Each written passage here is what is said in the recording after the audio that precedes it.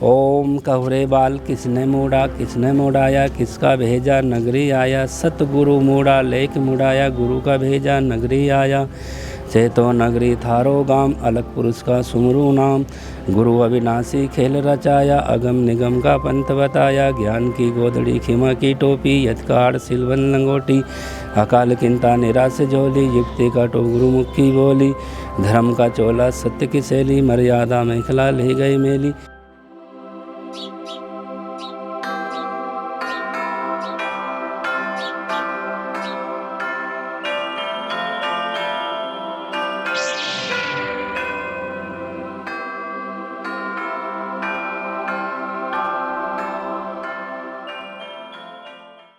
मित्रों, हमारे यहाँ पर श्री गुरु नानक देव जी से एक तो गुरुओं की वो परंपरा निकलती है जिससे हम बड़े अच्छे से वाकिफ़ हैं। एक और परंपरा निकलती है, उससे भी हमारे में से कुछ मित्र वाकिफ़ हैं, पर बहुत सारे मित्र उससे उस तरह से परिचित नहीं हैं।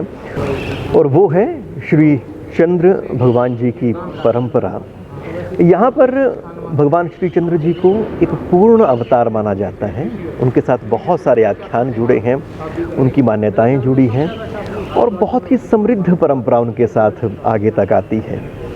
तो उनके बारे में आज बहुत सारी जानकारी हमें प्राप्त करने का अवसर हुआ है। मैं इस वक्त बड़ा पंचायती अखाड़ा कुरुक्षेत्र में हूँ और ये जगह शेख चिश्ती के मकबरे के एकदम साथ में है। यहाँ पर आते हैं तो हम पाते हैं कि ये एक अलग तरह की और बहुत अनोखी परंपरा है जिसके बारे में ज़्यादा से ज़्यादा लोगों को जाना जाना चाहिए। ये एक ऐसी परंपरा या फिर ऐसा संप्रदाय कहा जा सकता है जो कि सिखों और हिंदुओं के बीच में पड़ता है, दोनों को जोड़ने वाला इसे कह सकते हैं। तो जब भी हिंदुओं और सिखों के बीच साझे तंतु तलाश करने हों तो हमें यहाँ इस संप्रदाय के पास आना होगा। विष्णु रूप नानक गुरु शिव स्वरूप श्री चंद्र एक रूप कर जो भजय रहे परमानंद। मतलब गुरु जो नानक देव जी थे वो साक्षात भगवान श्री विष्णु के अवतारित हैं बेटे, गुरु नानक देव जी। जब गुरु नानक देव जी के घर पे कोई संतान नहीं थी, मतलब बेटे उनके ना पूते थे, तब भगवान उनकी जो धर्म पत्नी थी माता सुलोचना जी, वो भगवान शिव की आराधना किया करते थे। एक बार भगवान भोलेनाथ उन पे प्रसन्न होके उनसे आशीर्वाद मांगने कहा कि देवी तूने मेरी बहुत सेवा की है, कुछ आपको जो चाहिए सो मेरे से वर मांग ले। माता हाथ जोड़ के बोली भगवान आपका दिया हुआ सब कुछ है, हमको तो ऐसे कोई ज़रूरत नहीं है। फिर भगवान बोले कि ना देवी, मैं जिस पर प्रसन्न होता हूँ उसने कुछ न कुछ दे के ही जाता हूँ।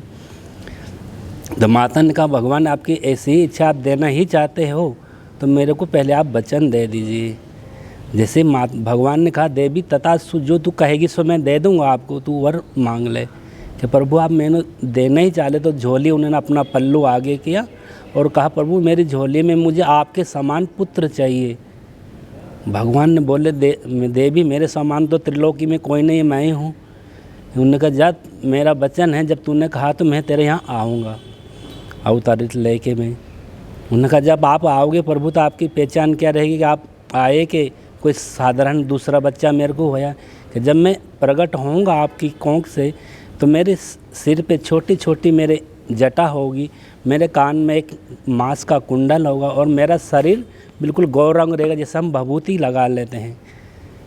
तो बाबा जी को वैसे ही बेटे स्वरूप वो अवतरित हुए थे।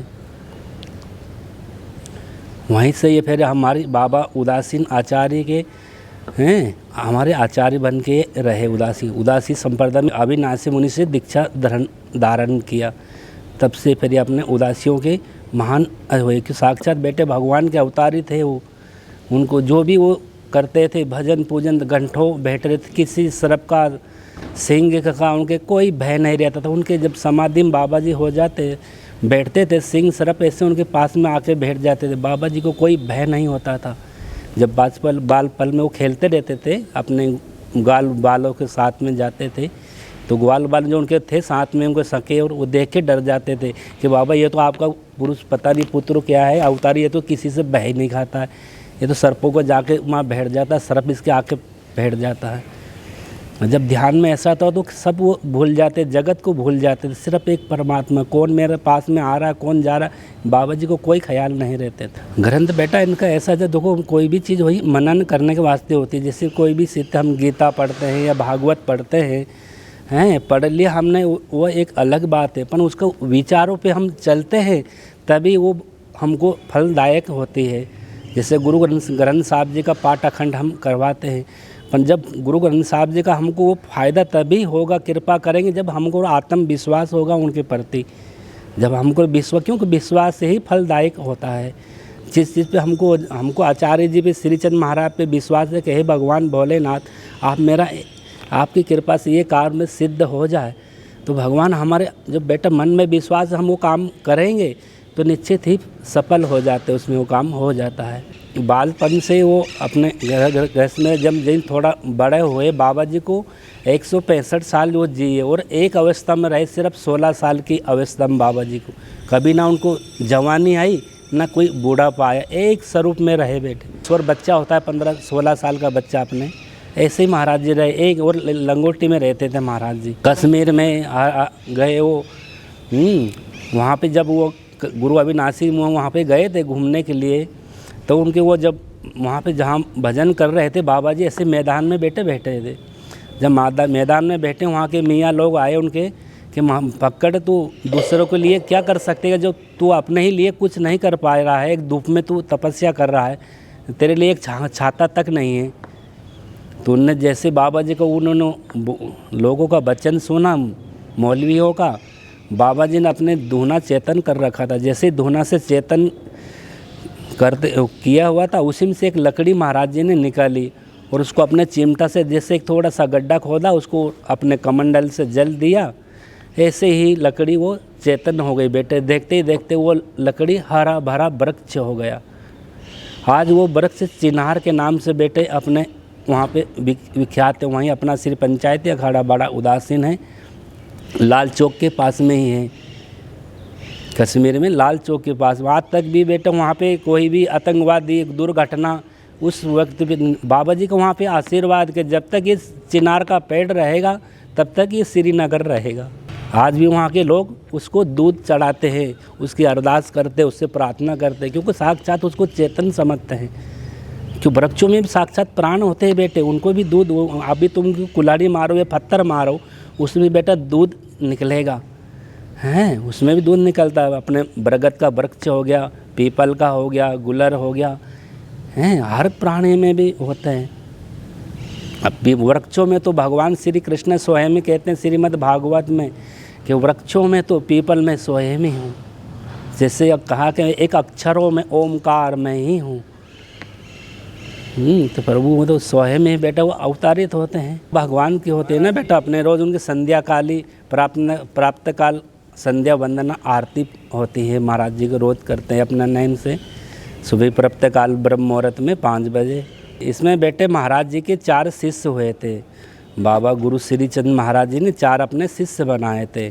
सबसे बड़े बाबा थे, उनके चेले का नाम था बाबा अलमद साहब, फिर बाबा का नाम, दूसरे का नाम फूल साहब, गुरु गोविंद साहब और फूलदेव साहब। 4 शिष्य बनाए। चारों को बेटे उन्होंने जब परिपूर्ण दीक्षा दिया, जब उन्हें चारों को अपने एक मंत्र दिया कि चेतो नगरी थारो गाम, अलग पुरुष का सुमरो नाम, कि नगरों में जाओ, नगरों में जाके लोगों को जागरूक करो, धर्म का प्रचार करो, सत उपदेश दो उनको, जो लोग मार्ग भटक रहे हैं, कि उनके सही मार्ग पे लाओ अपने। कि साधु का बेटा कर्म होता है, हमेशा धर्म होता है कि लोगों को अपने सत्य मार्ग पे से बात बताना, माने या ना माने सामने वाला की इच्छा है। जो कोई अपन से राय ले तो उसको अच्छा मार्ग दर्शन दिखाओ। कि इनमें ये बेटे दोनों पहले एक ही हित हैं, बाद आपस में कुछ अपने आपस में फिर नहीं बने तो दोनों वो अलग हो गए। उन्होंने अपने, जैसे आप 2 भाई हो, आप जब तक आपको संगठन रहा, जब आपको कुछ आपस में नहीं जम रखा तो आपने कहा भाई तू अपना अखाड़ा अलग बना ले, मैं अपना घर अलग बना लूँगा। जो अपने पहले से था उसने अपना श्री पंचायती अखाड़ा बड़ा उदासीनी रखा। उन्होंने अपना अखाड़ा का नाम श्री पंचायती अखाड़ा नया का नाम से कर लिया, बस यही। फिर वो उन्होंने अपना अखाड़ा बस नया उदासीन कर लिया। इनसे से दोनों वह एक ही है। वो भी महाराज श्रीचंद जी को मानते हैं, उन्हीं को पूछते हैं, आचार्य जी हैं। अपने भी आचार्य बाबा जी वही है।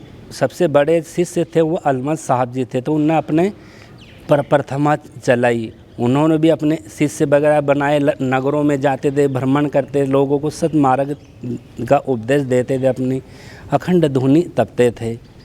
फिर उन्होंने भी अपना वो उत्तर दिशा के महंत माने गए। बालू हसना साहब थे, वो अपने पश्चिम दिशा के माने गए कि भाई ये पश्चिम यहाँ है। जो दक्षिण वो गोविंद साहब थे वो दक्षिण के। जो चारों शिष्य ऐसे अपने बेटे पूरब, दक्षिण, उत्तर और दक्षिण चारों दिशा के चार उनको भेद दिया कि बेटा जाओ अभी चारों दिशा में अपने धर्म का प्रचार करो। उदासीन भेग भगवान का श्री पंचायती अखाड़ा बड़ा उदासीन एक शाखा है। ये समूह ऐसे इसके और शाखा बहुत हैं, हरिद्वार में, अपना बनारसी में, उज्जैन में, त्र्यंबकेश्वर, नासिक में हैं, हर एक जगह इसकी शाखा है बेटे। इसी से ये जो अपने इसका आश्रम भी बहुत है, जैसे उदासीन आश्रम, ये अपना अखाड़ा का नाम से, क्योंकि सारे जो उदासीन आश्रम होते हैं, जैसे स्थानधारी होते हैं, जैसे उन्हीं का एक समूह होता है तीर्थ हैं कि भाई अपना मेन कौन है। तो ये सारों अखाड़ा जो होता है समूह, जो भैंस आश्रम होते हैं, उदासीन मठ होते हैं, उनकी एक शाखा होती है। जैसे आपकी समाज की बेटे कोई धर्मशाला हो गई, जाट की जैसे धर्मशाला है, तो सारा जाट भाई कह सकता है भैया गौर से हमारी धर्मशाला हैं जाटों की। जैसे गुजरों की होती है तो गुजर का कोई बच्चा भी कह दे कौन है भाई गुजर की धर्मशाला। ऐसे ये उदासीन भैंस भगवान का अखाड़ा धर्मशाला है। कोई भी उदासीन संत से कल से हमने किसी शिष्य, जैसे अखाड़ा में तो कोई शिष्य बनाने का प्रावधान नहीं है। जो शिष्य चेले जो बनाते हैं वो अपने आश्रमधारी बनाते हैं मठ मंदिर में हैं। अखाड़ा में यह विधा, ये अखाड़े क्यों सारों भेग भगवान का है। तो ये अखाड़ा जो होता है हर एक जगह भी होता है। इसमें चारों पंगत से एक एक संत यहाँ वो उनको सेवा के लिए पंच परमेश्वर भेजते हैं। हमारी भ्रमणशील जमात होती है, उसमें 4 प्रमुख महंत साहिबान होते हैं। एक हमारे गोला साहब होते हैं जो पूजनीय हैं, उन्हीं के वो चारों महंत साहिबान मिला के चारों पंगत से एक हो गए। एक गोला साहब को मिला के ये पंच परमेश्वर कहा जाता है। इसी पंच की वही पंच परमेश्वर भेग भगवान यहाँ पे अखाड़ा में बैठे नियुक्त करते हैं, सेवा के लिए भेजते हैं कि भाई आपको वहाँ पे कुरुक्षेत्र मकान की या हरिद्वार मकान की वहाँ की सेवा के लिए भेजा जाता है। सेवा में आके अपना का कर्तव्य होता है यहाँ पे कि भाई जो भी पंच ने सेवा करी उसका सही ढंग से पालन करना, ईमानदारी से करना, जो हो सके अपन से अच्छा करना, ना हो सके तो अपने शाखा को कोई नुकसान भी नहीं पहुँचाना। यह भी नहीं कि हमको शाखा में कोई हमको भेजा, यहाँ की कोई ज़मीन जायदाद किसी बेचने मेलने का कोई अधिकार नहीं होता है, क्योंकि ये भेग भगवान के किसी की होती नहीं बेटे, निजी किसी की नहीं। आज हमें यहाँ पे कल और कोई महापुरुष आएगा वो कहने लग जाएगा ये भाई हमारा है तो बेटे ये किसी के नहीं, ये भेग भगवान की सेवा के लिए होता है। पहले जब गुरु ग्रंथ साहब जी का पाठ होते थे हमारे स्वयं ही हम लोग गुरु ग्रंथ साहब जी को अपने शिष्य पे लेके उन्हीं की सेवा पूजा करते थे, वही पाठ होता था पहले। पर बाद में कुछ समय पर ऐसे हुआ, ये कहने लगे भाई जहाँ गुरु ग्रंथ साहब जी रहेंगे वो आश्रम निके, वो जगह निके हमारे गुरुद्वारा की है, तो बाबा गुरु ग्रंथ साहब जी के। तो ऐसा नहीं हो सकता ना, क्यों भाई भगवान है, भगवान को सब कोई मान सकता है। ये नहीं कि जो भगवान को मान रहा है वो हर घर द्वार किसी ने के बस गुरुद्वारा का ये मैं उन्हीं का हो सकता है। तो जो अकाली दल बोलने लगे जहाँ गुरु ग्रंथ साहब जी हैं, जहाँ उनकी पूजा होती है, नहीं वो तो सब हमारा सिक्कों का हमारा है। तो इसी मान वो भेद के कारण बेटे फिर सब वो अलग हो गए। उनको कि भाई ठीक है आपका गुरु ग्रंथ साहब जी आप रखो, हमको भावना है तो हम अपने ऐसे ही उनको पूजेंगे मानेंगे। हम भी सुखमनी साहब जी का है, इनका सारे जप जी साहब जी सबका उनका पहले यही पाठ होते थे। बाबा जी ने मात्रा अपने चले ना, ओम कहुरे बाल किसने मोड़ाया, किसका भेजा नगरी आया, सतगुरु मोड़ा लेक मुड़ाया, गुरु का भेजा नगरी आया। चेतो नगरी थारो गाम, अलग पुरुष का सुमरू नाम, गुरु अविनाशी खेल रचाया, अगम निगम का पंथ बताया, ज्ञान की गोदड़ी खिमा की टोपी, यदकार सिलवन लंगोटी, अकाल किंता निराश झोली, युक्ति का टो गुरुमुख की बोली, धर्म का चोला सत्य की शैली, मर्यादा में खिला ले गए मेली। ऐसे ही बेटे ये पूरी महात्रा साहब ने अपने वो बनाया है। अभी गुरु ग्रंथ साहब अपने महाराज जो श्री चंद जी ने रचा है, जो दिया है, श्रीमद् भागवत, गीता, रामायण, इन्हीं का एक ओमकार का अपने वही जाप होता है, उसी का मंत्र जपते हैं बेटा। वही है जो गुरु महाराज देते हैं वाक्य के एक ओमकार सतनाम, क्योंकि प्रभु एक है, 10-20 नहीं हो सकता। हाँ, उसका नाम अनंत है, क्योंकि प्रभु तो एक ही है। जैसे बेटा मैं हूँ, कोई मुझे महात्मा कहता है, कोई संत कहता है, कोई कहता है खाया कुमाई नहीं गए, चलो ये बैरागी बन गया साढ़े लो, क्योंकि व्यक्ति एक ही है, उसको वो अलग नहीं हो सकता। जैसे आप किसी की बाप हो, आप किसी के आप भाई लगते हो, किसी को आप दोस्त हो, हैं, तो सब बेटा वो नातापन, इंसान एक है। जैसे प्रभु परम पिता परमेश्वर बेटा एक है। कोई उसे राम जी कहता है, कोई उसे कृष्ण कहता है, कोई उसे गुरु गोविंद साहब कहता है, कोई गुरु नानक देव जी में उसको साक्षात परमेश्वर का दर्शन करता है। श्री चंद जी है गुरु नानक देव जी के पुत्र, वो अपने 6 इनके गुरु ग्रंथ साहिब जी के 6 महापुरुष के तक वो जीवित रहे। 6 तक वो आपस में अर्जुन देव हुए हैं, गुरु नानक जी 6 महापुरुष उनके मिलते रहे 6 पीढ़ी तक। गुरु रामदास जी, बाबा जी को श्री चंद जी के पास आते थे, मत्था टेकते थे, अपने आपस में प्रेम भाव था। फिर उसके बाद में जब बाबा फिर शरीर छोड़ गए, फिर आना जाना वो कम हो गया, फिर 4 महापुरुषों का कम आना जाना रहा। प्रभु भेदभाव नहीं करता है ना, हम लोग करते हैं कि भाई ये ना प्रभु ने कोई जाति बने, प्रभु ने सिर्फ बेटा 2 ही जाति बने, एक नर और एक नारी। उदासी का मतलब बेटा उद कहते हैं ब्रह्मा जी को, उदासीन, उद मतलब आसीन, ब्रह्म के चिंतन में आसीन रहना, लीन रहना है, एक प्रभु का मन चिंतन मन। जब भी मतलब हम उसका ध्यान करें तो हम संसार को भूल जाए, सिर्फ हमको अपने प्रभु में उसी में ध्यान लगे। कि जब तक हम ध्यान में बैठेंगे, जब संसारी माया में इनमें ख्याल रहेगा तो बेटा हम वहाँ तक, जब संसार में खुद रहना तो यही सही, संसार में रहते हुए भी ऐसा रहो, जब हम प्रभु को याद करें, उसकी बंदगी करें, तो हम जगत को उस समय भूल जाए। जैसे हमको रात्रि में हम सोते हैं बेटे, ठीक सोए कोई दिक्कत नहीं, पर अंतर ऐसी माया जाल, वो एक तिरंग एक सपना कोई आता है, कहते भाई हमें यहाँ से तो हरिद्वार घूम रहे हैं, हम तो बड़े हर की पौड़ी में जाके बड़े स्नान कर रहे हैं, देखा बड़े अच्छा मेला लग रहा है। जैसे हमारी निंद्रा खुलती है बेटा, हम देखते हम तो कुछ नहीं है, कहीं यहीं सो रहे यार। मैं तो प्रभु ने 2 चीज़ हमेशा अपने पास रखी, जीवन मरण जस और अपयस। ये 5 सारों प्रभु ने सबको दे रखा है, प्रभु ने अपने पास कुछ नहीं रखा है, सब अपने भक्तों को दे रखे। बेटा तुम जैसा करोगे ऐसा फल पाओगे, क्योंकि प्रभु के हाथ में बेटा बस फल देना होता है, कर्म तो स्वयं करना होता है।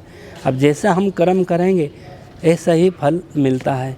हम किसी के साथ में नेकी करेंगे तो कोई प्रभु देखता है, हमारे साथ में भी कोई नेकी करेगा। जब हम किसी के साथ में छल करेंगे तो आज नहीं तो कल कोई मेरे साथ में भी छल कर सकता है, इसमें कोई दोहरा नहीं। कि बेटा तुमने जो बीज बोया है वो तो उग नहीं है। जैसे तुमने खेत में कणक बाई है तो कणक ही उग देगी और कोई दूसरा नहीं। हाँ, उसके साथ में और भी कई कबाड़ उगता है, यह नहीं कि हमने कणक बोया तो कणक ही उग, साथ में चिल्ला पिला और भी कई कबाड़ उग जाता है। ऐसे ही हम भजन पूजन करते हैं तो बिंद तो निश्चित आता ही है, क्योंकि प्रभु का नाम में वो माया है, वो नहीं चाहते कि ये प्रभु तक पहुँचे। इसी मारे वहाँ थोड़ा बहुत दुख दई है बेटा, दुख कोई आता है, कोई परेशान करता है, कोई भला बुरा बोलता है, पर उसमें सक्षम बेटा वही होता है जो किसी की बात पे ध्यान ना दे, सिर्फ अपने लक्ष्य पे ध्यान दे कि मुझे क्या कह रहा है, गाली दे रहा है कि भला बुरा बोल रहा है, किसी की बात अपने लक्ष्य पे लगा रहे, वो आदमी निश्चित ही पार हो जाता है। अरदास का मतलब होता है भगवान से प्रार्थना करना। जैसे मैं आप थोड़ी सी आपको भगवान के सुना देता हूँ।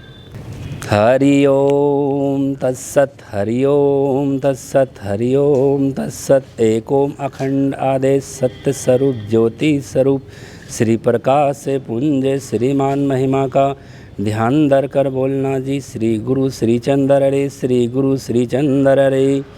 ओम श्री आदि उदासीन श्री सत्य गुरु श्री सनक सनंदन सनातन सनत कुमार श्री हंसा अवतार भगवान विष्णु जी। ओम गुरु अविनाशी मुनि जी, नानक निर्वाण देव जी के चरण कमल का ध्यान धर कर बोलना जी। श्री गुरु श्री चंद्र हरे, श्री गुरु श्री चंद्र हरे। ओम श्री उदासीन आचार्य जगत गुरु श्री श्री चंद्र महाराज जी के चरण कमल का ध्यान धर कर बोलना जी। श्री गुरु श्री चंद्र हरे, श्री गुरु श्री चंद्र हरे। ओम श्री सिद्धेश्वर योगी राज बाबा श्री बनखंडी साहिब जी, त्यागी नरवाण देव जी, बाबा श्री प्रीतम दास जी, पवित्र गोला साहब जी, वंदनीय धर्मदास साहब जी के चरण कमल का ध्यान धर कर बोलना जी। श्री गुरु श्री चंद्र हरे, श्री गुरु श्री चंद्र हरे। ओम श्री 4 वेद 6 शास्त्र 18 पुराण श्रीमद् भागवत गीता रामायण जी, सभी धर्म ग्रंथ जी के चरण कमल का ध्यान धर कर बोलना जी। श्री गुरु श्री चंद्र हरे, श्री गुरु श्री चंद्र हरे। ओम श्री 4 धूना 6 बख्शी से श्री भेके भगवान जी के चरण कमल का ध्यान धर कर बोलना जी। श्री गुरु श्री चंद्र हरे, श्री गुरु श्री चंद्र हरे। ओम श्री गुरु श्री चंद्र जन्म स्थान श्री गुरु तनबंडी साहिब, श्री चंद्र छप्पर, श्री चंद्र पादुका, श्री चंद्र चिनार, श्री चंद्र शिला। ओम श्री राम धुनी वन श्री सत्य पंच परमेश्वर देव जी के पवित्र आश्रमों, मठों, मंदिरों, अखाड़ों, गुरुद्वारों जी के पूजा पाठ दर्शन महात्म्य का ध्यान धर कर बोलना जी। श्री गुरु श्री चंद्र हरे, श्री गुरु श्री चंद्र हरे। ओम श्री गणेश सूर्य शक्ति विष्णु महेश ब्रह्मा जी हनुमान जी के चरण कमल का ध्यान धर कर बोलना जी। श्री गुरु श्री चंद्र हरे, श्री गुरु श्री चंद्र हरे। ओम श्री गंगा यमुना सरस्वती त्रिवेणी माधव प्रयागराज काशी विश्वनाथ माता अन्नपूर्णा जी शहर वे तीर्थ कर देवी देवताओं जी के चरण कमल का ध्यान धर कर बोलना जी। श्री गुरु श्री चंद्र हरे, श्री गुरु श्री चंद्र हरे। ओम श्री महामंडलेश्वर मंडलेश्वर संत महंत विरक्त परमहंस नांगा निर्वाण त्यागी तपस्वी ज्ञानी ध्यानी हाटी बाटी योगी यति महाराज जी के चरण कमल का ध्यान धर कर बोलना जी। श्री गुरु श्री चंद्र हरे, श्री गुरु श्री चंद्र हरे। ओम सर्व संत महात्मा संध्या आरती गायत्री पूजा पाठ धूप दीप भजन कीर्तन पूजन भजन मात्रा वाणी की अरदास श्री श्री चंद्र महाराज जी के चरण कमल के पास अक्षर भूल चूक माप सच अखंड में प्रणाम भेक की लाज बाणी की टेक साधु का संग हरि नाम का रंग भजन बाणी का प्रकाश दुख क्लेश पाप का नाश आस्थान मकान बस्ती खेड़ा आवागाम हरे धर्मी राजा राज करे प्रजा सुख बसे अड़े सो झड़े संत शरण पड़े सो तरे कारज बाबा श्री चंद जी करे श्री चंद्र महाराज नाम चढ़ती कला आप जी के बाणी सर्वत का भला हो।